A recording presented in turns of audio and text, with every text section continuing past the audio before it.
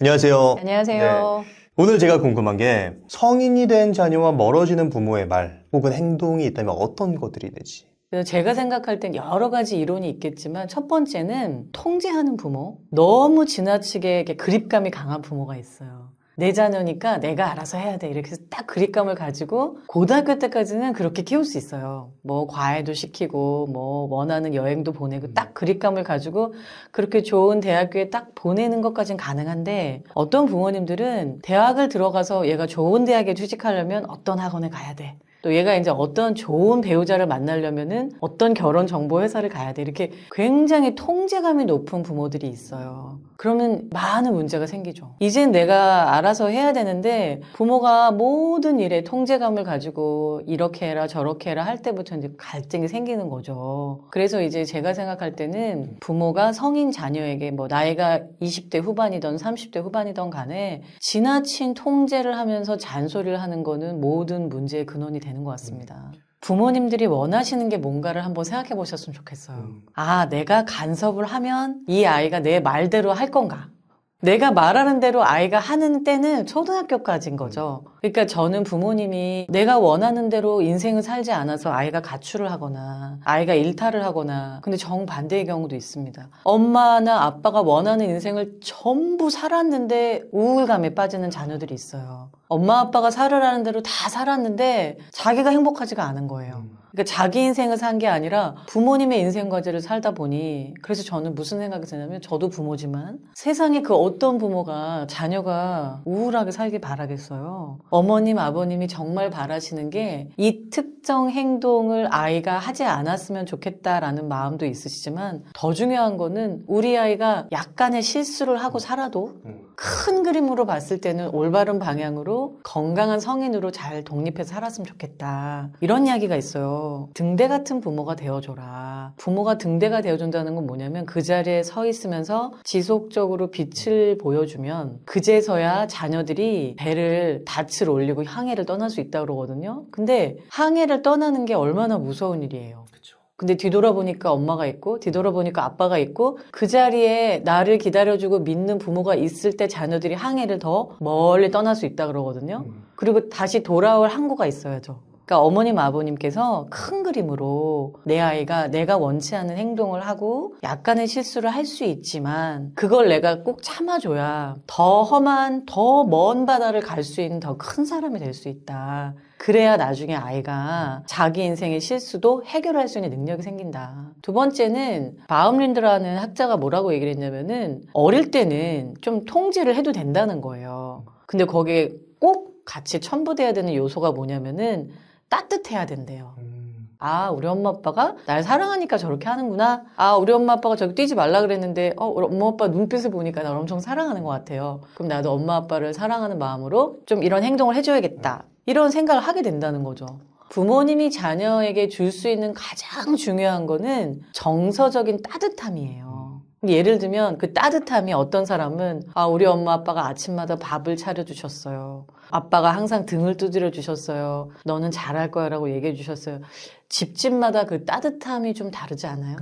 분명히 우리 엄마 아빠가 나에게 표현할 수 있는 최선의 따뜻함의 언어와 문화가 있을 거예요. 그걸 한번 찾아보시면 참 좋을 것 같고 그리고 부모님들 같은 경우에는 아, 내가 어떻게 따뜻하게 표현해야 될지 그런 걸 조금 노력해 보시면 좋을 것 같아요. 예. 뭐 하나 정도 더 이야기를 해드리면 성인 자녀와 부모가 갈등이 생기는 이유 중에 하나가 뭐냐면 자식을 당신이라고 생각하는 것 같아요. 부모님이. 우리가 이제 심리학적인 용어로는 이제 뭐 융합관계, 동일시. 그래서 어떤 얘기를 많이 하시냐면은 엄마 아빠가 해봤는데 그건 힘들더라. 그러니까 그런 인생 살지 마. 그러니까 엄마 아빠가 해봤는데 힘드니까 너는 그런 인생을 살면 안 되라는 게 얼마나 감사한 얘기입니까? 얼마나 사랑하는 얘기입니까? 그런데 결국에는 엄마 아빠가 자녀에게 주는 메시지는 너는 우리가 결핍된 인생을 보상하면서 살아야 돼. 이건 거죠. 엄마 아빠가 정말 직장 생활 하다 보니까 큰 돈을 못 벌겠더라. 그러니까 너는 사업가가 되거라. 너무 좋은 말씀이시지만 결국에는 부모가 자녀를 자기 자신으로 만드는 거고 조금 더 심하게 말씀드리자면 사랑이라는 이름으로 자녀의 인생을 살지 못하게 막으시는 거니까 자녀 입장에서는 굉장히 잔인한 거죠. 그렇다면 네. 부모는 자녀에게 좀 어떤 존재가 되어줘야 될까요? 칼릴 지브란의 아이들에 관하여 On Children이라고 하는 시가 있거든요. 그 시의 내용이 이제 굉장히 고전적인 내용인데 여러분들도 이렇게 인터넷에 시를 찍어보시면 나오겠지만 그 시의 첫 부분의 내용이 뭐냐면은 아이들은 당신을 부모를 통해서 세상에 나왔지만 당신에게 속해 있는 존재가 아니다. 그냥 세상에 나오는 통로 역할을 했던 거라는 거죠. 그래서 저는 첫 번째가 바로 그거예요. 그러니까 자녀가 자신의 소유가 아니라고 하는 거. 왜 이 존재가 나에게 왔을까? 나를 통해서 왔을까라고 하는 그 경이로움. 그런 마음을 가지고 자녀를 봐야 되는데 이게 내 거야 라고 하는 마음으로 바라보면 굉장히 태도가 달라지죠. 그래서 우선은 내가 이 아이의 소유자가 아니다. 아이들의 삶을 존중해줘야 된다라는 게 저는 굉장히 중요한 원칙인 것 같거든요. 이런 태도로 아이를 바라보시면 혹시 최근까지 내가 자녀에게 했던 막한 행동이 조금 수정될 수 있지 않을까? 그런 생각이 저는 살짝 들어요. 예. 자녀 입장에서도 지금 이제 말씀해 주신 걸 대입해 보니까 아 진짜 내가 언제든지 힘들 때 쉬어갈 수 있는 어떤 베이스 캠프 같은 그런 공간이 있다면 얼마나 인생이 여유로워질까, 쉬워질까, 네. 얼마나 여행처럼 내가 원하는 인생을 만들어갈 수 있을까 이런 생각이 들었습니다. 네네네. 그 시의 마지막 부분이 저는 정말 울컥했어요. 그 시가 어떤 내용이냐면 당신은 활이고 자녀는 화살입니다. 그러면서 뭐라고 얘기를 하냐면 활은 많이 구부러져서 이 화살이 멀리 나갈 수 있도록 해줘야 됩니다. 화살이 움직이지 않는 상태에서 구부러져야 된다고 얘기를 해요. 근데 제가 그걸 딱 듣는 순간에 어떤 마음이 들었냐면 여태까지 나는 내 자녀를 구부리려고 했던 것 같아요.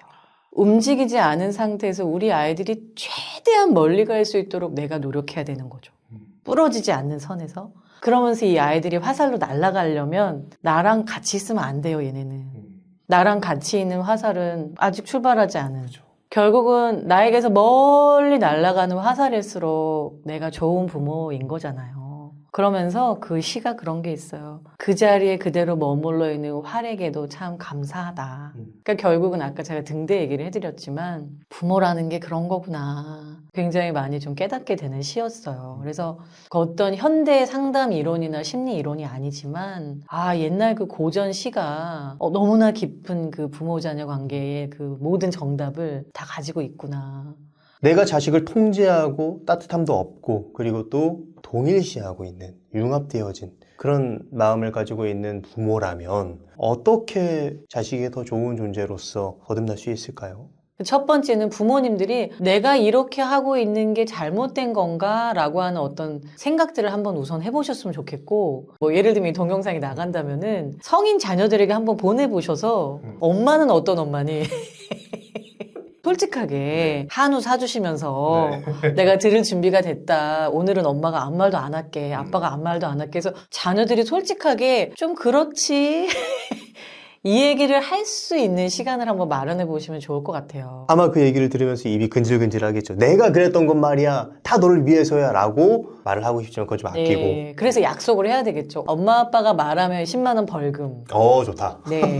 오늘은 내가 억울해도 속상해도 진짜 내가 자녀들에게 내가 어떤 부모인지 한번 점검받고 싶다. 요 정도 되는 부모님들도 되게 좋은 부모님이신 거예요. 그런 정도가 아니라 아무리 생각해봐도 100% 나는 자녀랑 단절된 그런 관계다. 그러면은 저는 솔직히 좀 자녀에게 오랜만에 손편지 한번 써보시면 어떨까 싶어요. 진짜 부모의 진심이 담겨져 있는 소통을 한번 해보시면 어떨까라는 생각이 들고 그리고 계좌 이체도 같이 해주시면 훨씬 더 진심이 담겨져 있어서 성인 자녀잖아요. 그러니까 우리 엄마 아빠가 굉장히 애를 쓰셨네. 그러면 한 10%만 진심이 전해져도 그동안의 관계의 빙산이 저는 조금씩 녹을 수 있는 굉장히 중요한 시작점이 될 것 같고요. 그리고 또 하나는 성인 자녀들은 이미 부모가 그런 것에 익숙해 있습니다. 근데 부모가 막 안 하던 행동을 하시거나 불편한 대화를 할 때 내 어머님 오늘 같이 얘기해 보시죠. 이런 자녀들은 거의 없어요. 엄마 아니야 괜찮아 그냥 엄마 편하게 사세요 하고 그냥 회피하고 넘어갈 확률이 되게 높거든요. 그래서 중요한 거는 하루만의 대화에 이루어질 건 아니고 천천히 시간을 들여서 자녀랑 친해지실 방법을 찾으셔라.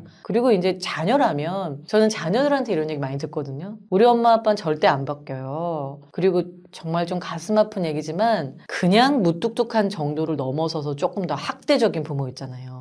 그럴 때 어느 정도 관계 회복의 여지가 있다면 부모님하고 진지한 대화를 한번 해보거나 아니면 그거 이전에 편지를 한번 써본다든지 뭐 카톡을 보내본다든지 근데 그런 모든 방법이 가능하지 않거나 너무 단절의 깊이가 깊어서 예를 들면 내가 부모를 만나는 게 나한테 너무 상처고 나한테 학대가 계속 지속되는 상황이다라고 한다면 저는 자녀가 엄마 아빠 이제 그만 저희가 최선을 다했는데 지금은 아닌 것 같아요 라고 관계를 거리를 두셔도 좋겠다. 이제 상담을 해보면요. 내 인생을 살지 못하고 자녀들과 자꾸 융합되려고 하고 자녀들과 내가 똑같다라고 하시는 부모님들에게는 약간 특징이 있어요. 본인이 얼마나 소중한 인생을 살 수 있는지에 대해서 지지받은 경험이 없는 거예요. 내 인생이 없는 분들이 많아요. 그러니까 솔직히 말하면 이제는 엄마 인생 살아, 이제는 아빠 인생 살아라고 했을 때 어떻게 살아야 될지를 모르시는 거예요. 그래서 저는 이런 생각을 해보시면 좋겠어요. 어머니, 아버지들이 내가 왜 이렇게 자녀에게 집착할까? 내가 왜 이렇게 자녀가 잘 돼야 되는 걸까라고 생각해 보면은 어머님, 아버님의 인생에 대해서 한 번쯤은 내가 살아보고 싶었던 인생을 살아서 실패해 본 적이 있으신가?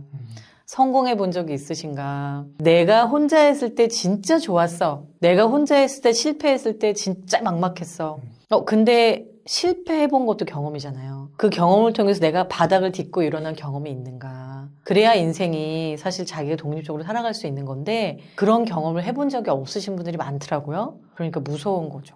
그럼 만약에 그런 경험이 없는 부모라면은 지금부터라도 좀 늦은 나이지만 하나하나 만들어가는 작업이 필요하겠네요. 하나하나 만들어 가시면 너무 좋죠. 그리고 그건 큰 거일 필요가 없어요. 그냥 동네에서 내가 아쿠아로빅을 6개월 동안 열심히 배웠는데 내가 몸이 건강해졌어. 내가 하고 싶은 거를 내가 원해서 자주적으로 뭔가를 작은 걸 실천하는 경험, 성취해보는 경험이 쌓이는 게 자존감이 쌓이는 건데 이제부터라도 뭐 인생 지금 뭐 100세 시대인데요. 자녀 다 키우셨다고 해도 지금 60대 중반이셔도 하실 수 있는 게 너무 많습니다. 그게 어머님, 아버님이 행복해지시는 길이면서 어머님, 아버님과 같은 인생을 자녀가 반복하지 않는 최고의 부모 역할이 아닐까라는 생각이 듭니다. 네.